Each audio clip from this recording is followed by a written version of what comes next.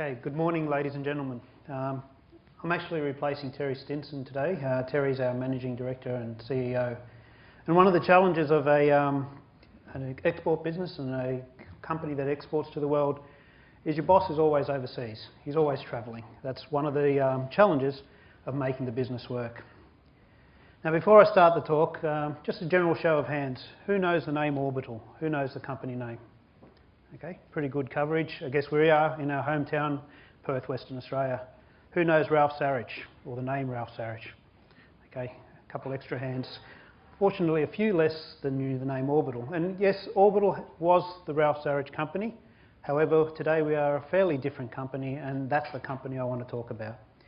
The title of the presentation, SUAS, Export Business. What the hell is SUAS? Well, most of us will probably know it as drone aircraft. Now, Orbital has a 35-year history, and who would have thought that when Ralph started the company, we'd be exporting technology for drone aircraft. Now, a little bit about the company. Company obviously is headquartered in Western Australia. It's still the heart and brains of the organisation. We have our R&D centre here in Balcatta. We also manufacture here in Balcatta for certain segments that we export. We have world-class design facilities, capabilities to design, develop, test, generally propulsion systems or engines, fuel injection technology and electronics that make the fuel injection technology work. And we're capable of low volume manufacture. When I say low volume, I mean hundreds of samples a year, not thousands or millions. I guess the company earns its revenue from a number of streams. System sales is the direction our CEO has been moving the company towards, and that's based on selling product rather than selling IP or technology, which is where the company was originally founded. From its inception, the company has exported technology, IP, ideas and services, but more recently, in the last 7 years or so, we've been exporting product. The products we export include these drone aircraft engines, and 2 years ago we exported approximately $12 million worth of engines, primarily to the USA. The domestic market, we also supply LPG systems and other CNG systems.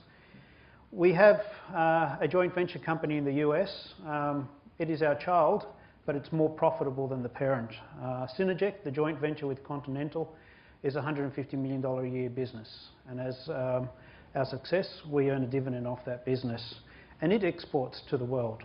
Our IP went to that company, and that company exports products everywhere around the world. They're as big as Bosch, but in the non-automotive sector. A recent acquisition is RemSafe. RemSafe is a safety product which today has markets in Western Australia, but we see huge potential for that as an export to the world. It's primarily a materials handling safety system, allows conveyors and other production equipment to shut down rapidly, improving productivity.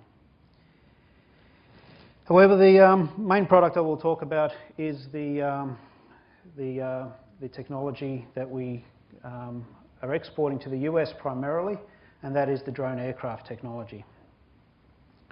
This slide sort of summarises the key areas of technology, and the core technology, the direct injection system, was our original product, but it's also our new product.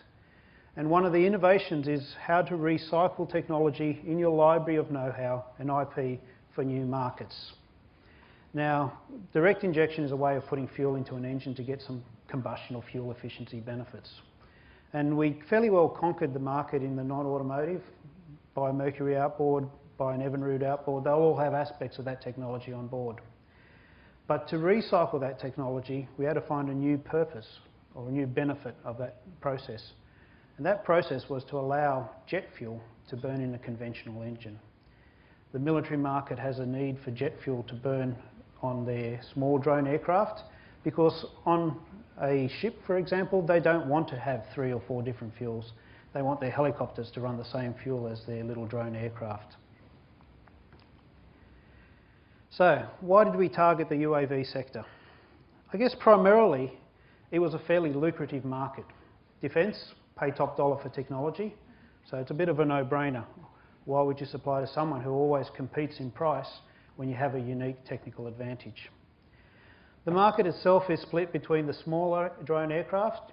These are purely surveillance and mapping, search and rescue type aircraft, and the larger medium altitude type surveillance aircraft, which is more your higher level surveillance, seen, not seen and not heard.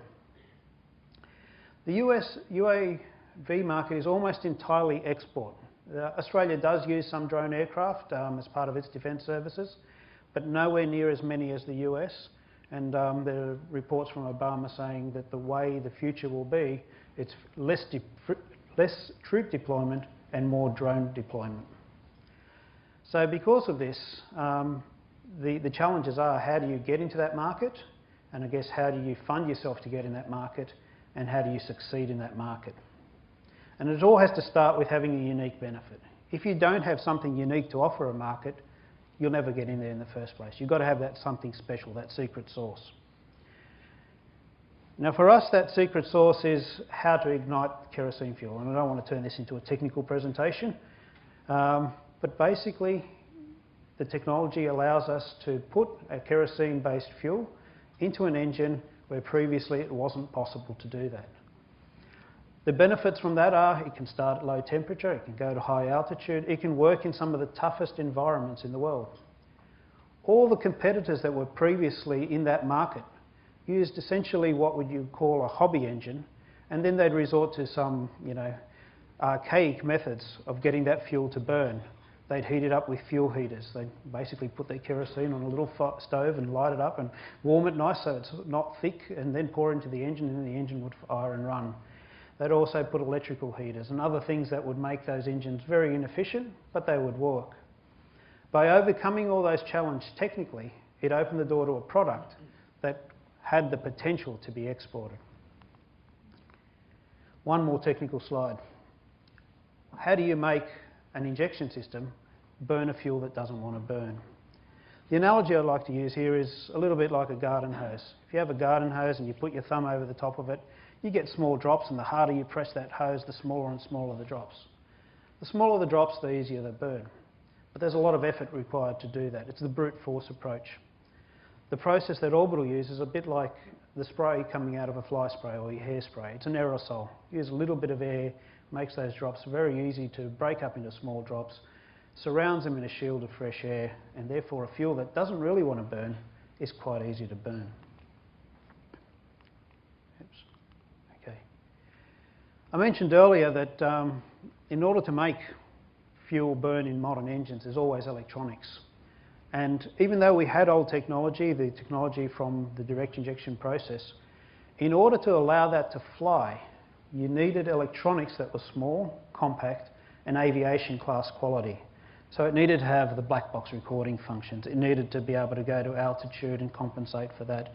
It needed to be very lightweight.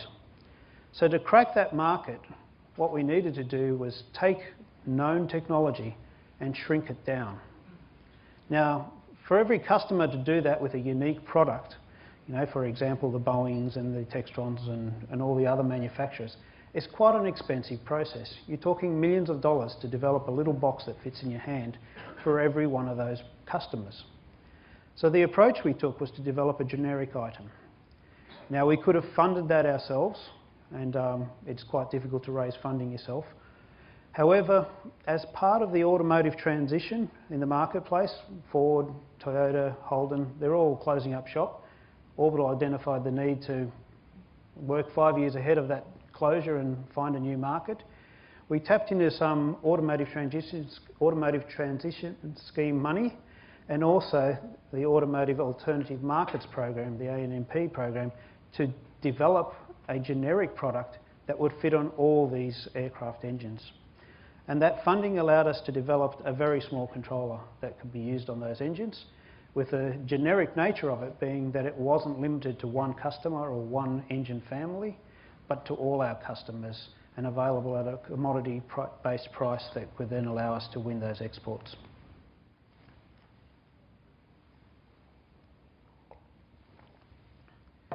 So the road to export markets today is never a short one. For us, it took us nearly 10 years to go from an initial concept to today where we have two of the world's biggest customers buying our product. The initial R&D was essentially funded as seed money from profits of other things that we did. It's our initial investment. You make a small contribution. Can we burn this alternative fuel? The next stage is always a demonstration for us. It's a case of proving our product or proving our technology to a number of individual companies out there who may want to use it.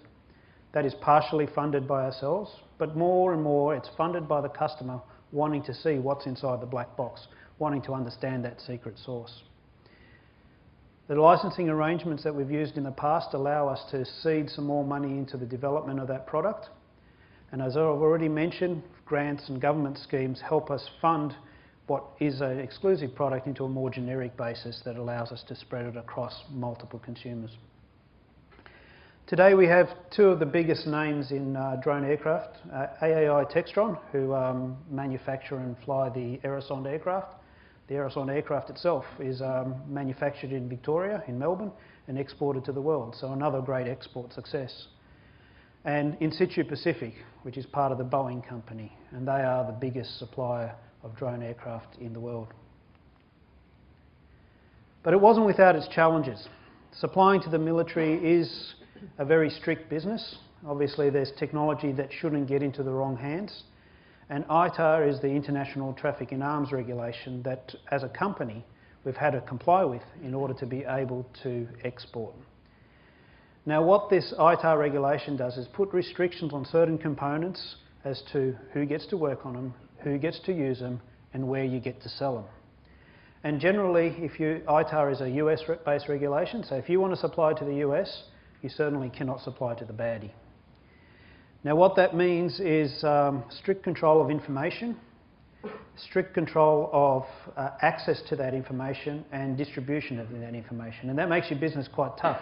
You have something important, something you want to tell the world about, but yet you can't tell the world about it because if you do, you're in violation of ITAR.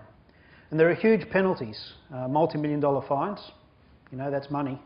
But the biggest penalty is being banned and restricted from being able to supply, and that would kill your business.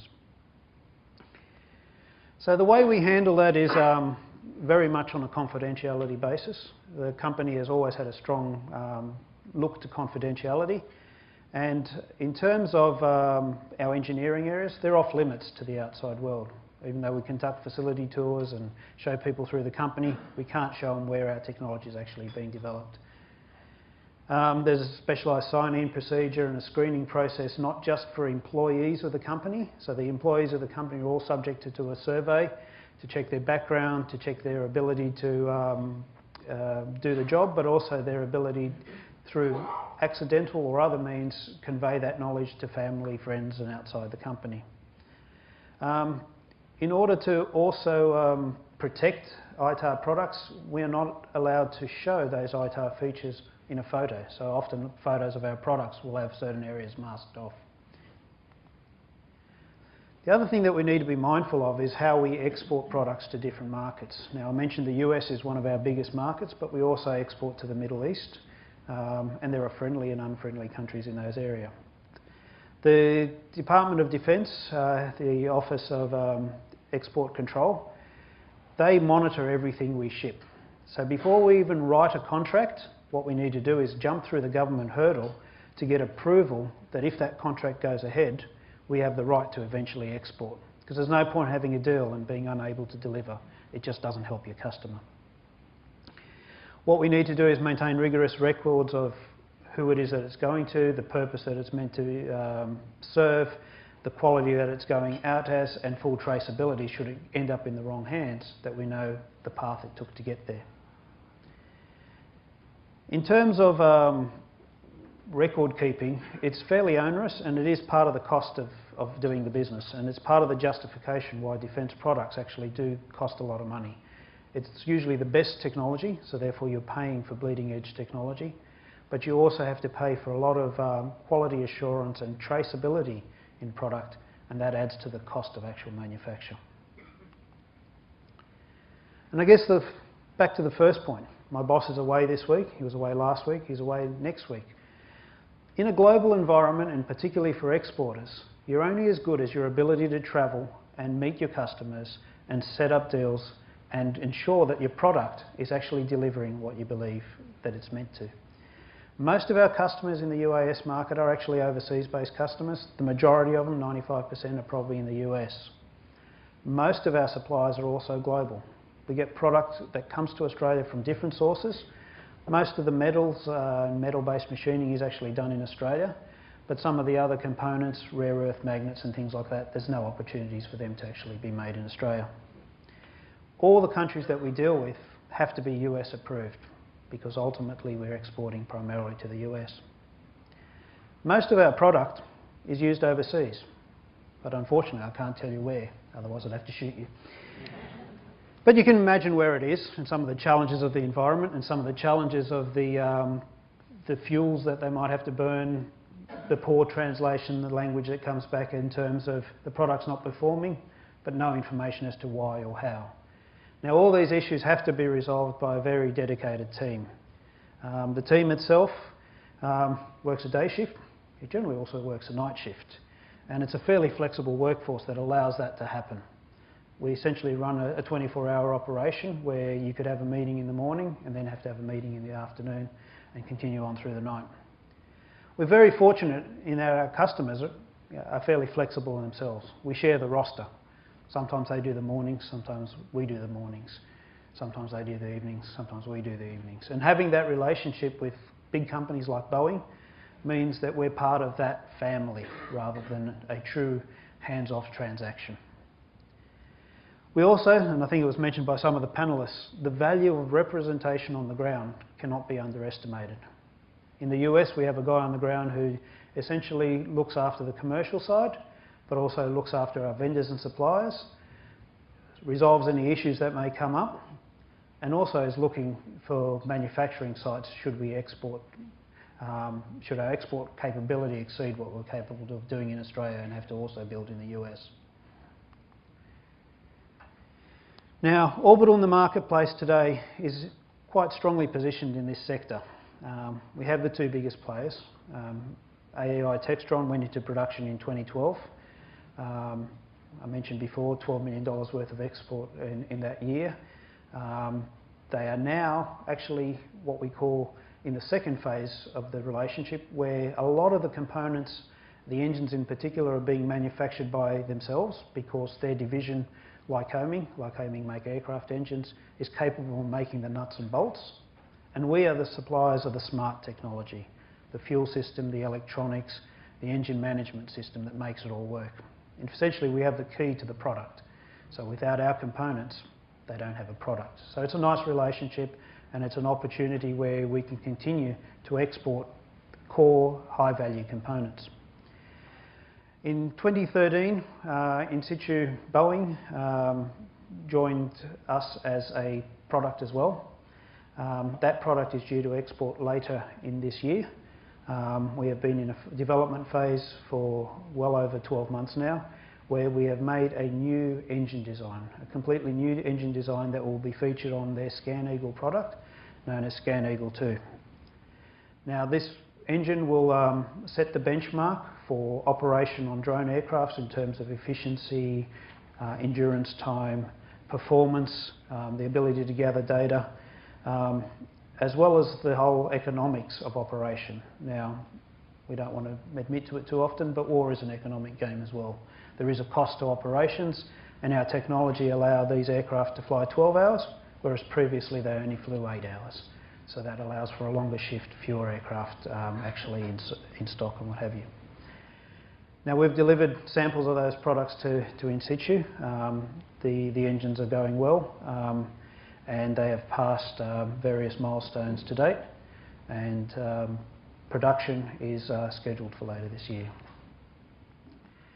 I guess in terms of future growth, we do have the two biggest players. How do we go out and conquer the rest of the market? Now the market includes larger aircraft, and our technology is universally applicable to those larger aircraft as well. It's applicable to helicopter-based or vertical takeoff and landing type aircraft as well. It's very difficult to get a size of the market in terms of a feel for it. We've commissioned some studies, and essentially the drone aircraft market could be worth as much as $1 billion a year, but most of that's in the aircraft. Our proportion is primarily just the engines or the propulsion system, and that's far smaller. But for orbital, it could be a $100 million a year business. Another string to the bow of the company that's been around 35 years. So I'd like to thank you for your time and the opportunity to share a little bit about the journey, and in particular our latest product, which is propulsion technology for export. Thank you.